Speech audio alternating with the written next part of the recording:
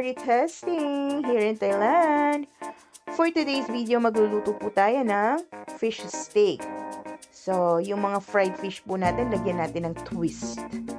So, first, naglagay po ako ng oil sa aking pan. Make sure na yung pan nyo is mainit bago nyo po lagyan ng oil para hindi po dumikit ang ating fish. Hindi po tayo nakikipagbulong sa ating fish. So, kapag po medyo mainit na rin ang ating oil, it's time for us to put our fish. So, ang ginamit ko po dito is bangus. Ayan. So, you can use naman po other kind of fish. Like tuna, ganon. Kahit yung mga galunggong, pwede nyo pong gawin ng ganito. So, i-fry lang po natin ang ating fish into golden brown. So, while waiting, nag-garnish naman po ako ng aking onion, garlic. Yan po yung gagamitin natin para sa ating sauce. And also, we have our liquid ingredients. We have the lime juice, and also the soy sauce. Since wala po kasing kalamansi akong nabili, ito munang lime juice ang aking gagamitin. Then, yun na po yung aking fish na pinride kanina. So, ready na siya. So, in our pan, nagsutay lang po ako ng garlic and the onion.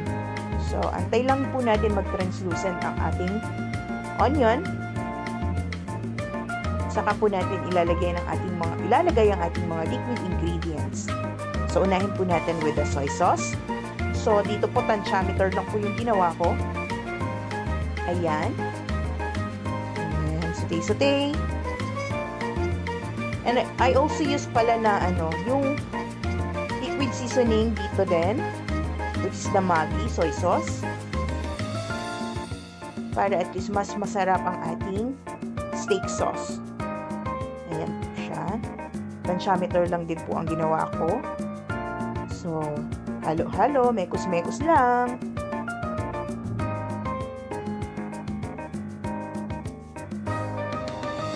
Ayan.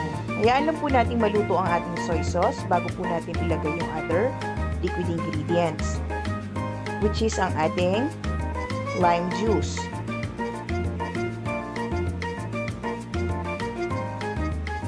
Kapag okay na, kumukulo-kulo na ang ating soy sauce, it's time for us to put our lime juice. So, yan yung pampaasim sa ating steak or sa ating sauce. Kapag medyo okay na, lalagay lang po ako ng konting water dyan. Sorry, hindi ko na po napakita yung paglagay ko ng water. So, as you can see, dumami po yung aking sauce, diba? So, hindi ko na po napakita. Sorry. So, ayan. Halu-haluin lang po natin ang ating sauce hanggang kumulo siya. Mag-combine ng kanilang mga lasa. Mag-combine ng ating mga ingredients. So, after that, pag kumukulo na, saka po natin yan ilalagay ang ating bangus. So, ayan lang po natin na ma-absorb ng bangus ang ating sauce. And, saka na po natin ilalagay ang ating mga hiniwang mga rings or onion ring kanina.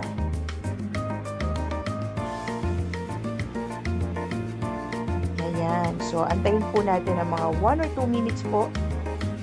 Pag na-absorb na ng bangus ang ating sauce, luto na po yan.